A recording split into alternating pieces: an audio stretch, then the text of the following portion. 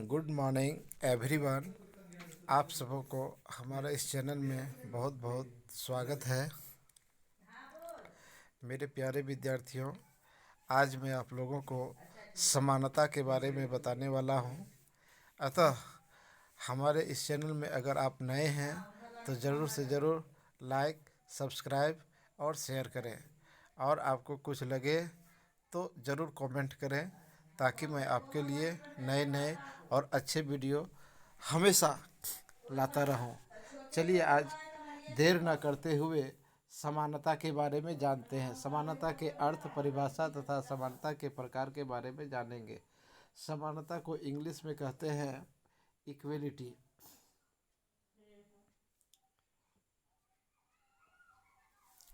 समानता को अंग्रेजी भाषा में इक्वलिटी कहते हैं। समानता का मतलब क्या होता है? समानता हमारे देश में ही नहीं अपितु विश्व भर में समानता का अभाव हमेशा से ही रहा है, जिसके चलते कई वर्गों को जाति, धर्म, रंग, भेद आदि के आधार पर विशेष प्रकार से मतभेदों का सामना करना पड़ा। हमारे भारतीय संविधान में समानता को विशेष स्थान दिया गया है। संविधान निर्माण से पहले हमारे भारतीय समाज में समानता का अभाव था, लेकिन संविधान निर्माताओं ने इसको समझा तथा इसके महत्व को जाना, और इसी वजह से आज हमें समानता के अधिकारों की प्राप्ति हुई, जिसके आधार पर हम कई प्रकार की समानता मिली, जैसे सामाजिक समानता, नैतिक समानता, कानूनी समानता आदि। इसके अतिरिक्त समानता की परिभाषा एवं अर्थ तथा इसके प्रकारों को नीचे स्पष्ट रूप से बताया गया है। आप इसको और अच्छे तरीके से जान सकते हैं। जैसे समानता की परिभाषा और अर्थ। समानता क्या है? सामाजिक संदर्भों के आधार पर समानता का अर्थ किसी भी समाज की उस स्थिति से लिया जाता है जिसमें उस समाज में उपस्थित सभी लोग समान अधिकार या प्रतिष्ठा रखते हैं।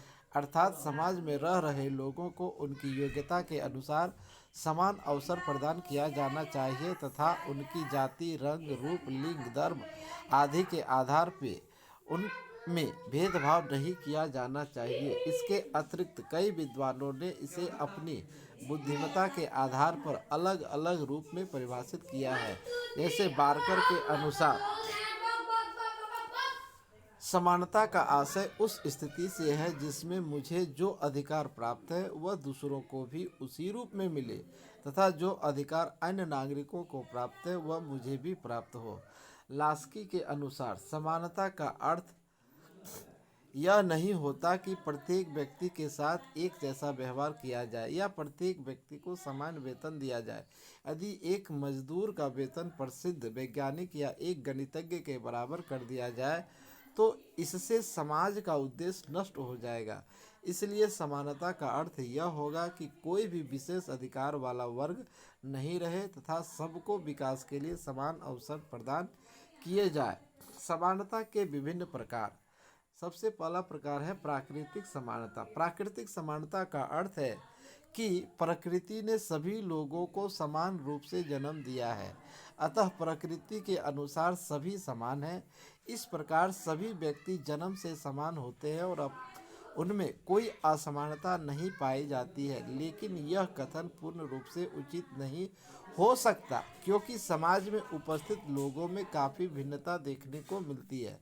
जैसे कोई जन्म से विकलांग होता है, कोई बुद्धिमान तो कोई मूर्ख व्यक्ति भी होता है।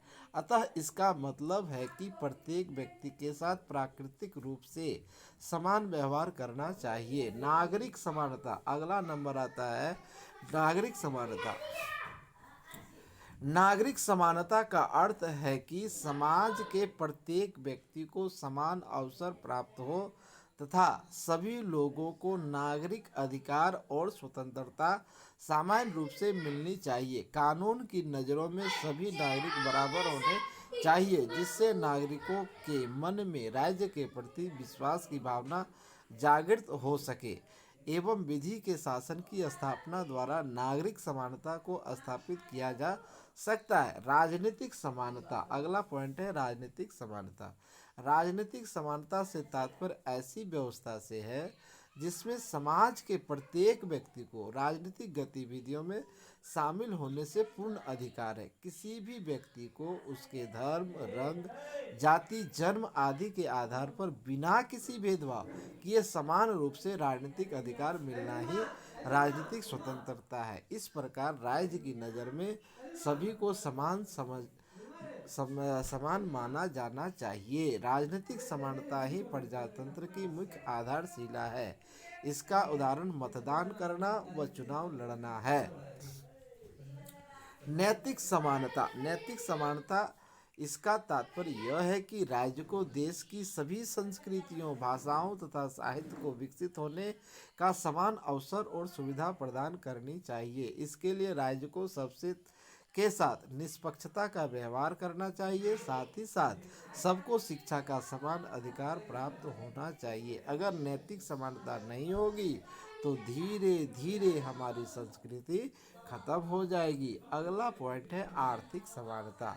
आर्थिक समानता का तात्पर्य अधिक धन कमाने से न होकर मनुष्य की आवश्यकता पूर्ति से है। आर्थिक समानता का अर्थ यह नहीं कि सभी के पास बराबर धन उपलब्ध हो, बल्कि इसका अर्थ यह है कि संपत्ति और धन का उचित वितरण समाज के सभी लोगों में समान होना चाहिए। कोई भी व्यक्ति भूख से न मरे तथा कोई भी व्यक्ति इतना अधिक धन न जमा कर सके कि वह दूसरों का शोषण करने लग जाए।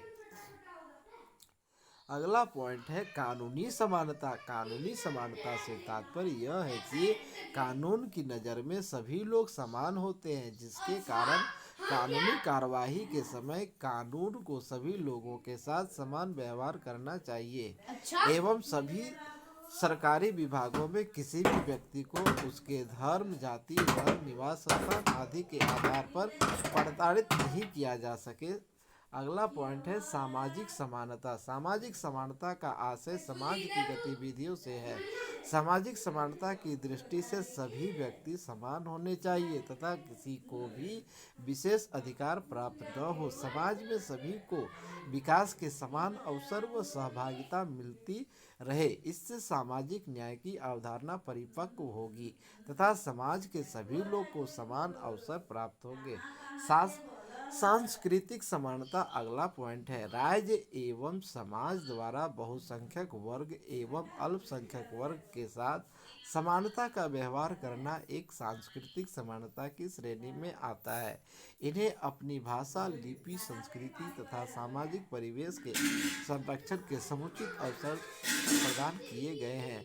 हमारा संविधान सांस्कृतिक समानता हेतु मौलिक अधिकारों का प्रावधान करता है। अगला पॉइंट है शैक्षणिक समानता।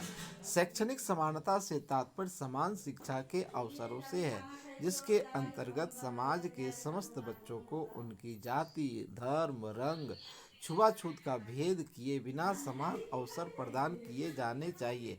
लेकिन यदि राज्य द्वारा समाज के कमजोर व पिछड़े वर्गों के लिए विशेष सुविधाएं उपलब्ध करवाई जाती है तो वह समानता का हनन करना नहीं है।